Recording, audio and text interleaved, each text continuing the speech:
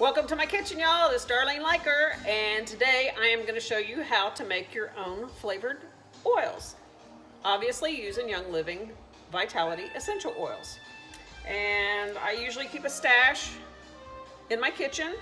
I'm getting low on lime, so I'm going to fill that one up. This is my olive oil. Yeah, I keep it in a wine bottle so I can just pour it out like this as needed. And I just fill this up to almost to where the cork's gonna stop there. And then I add about 8 drops of the oil. So this is lime. 2, 3, 4, 5, 6, 7, 8. And there you have it. It's very simple, very easy. And now you can toss this onto a salad.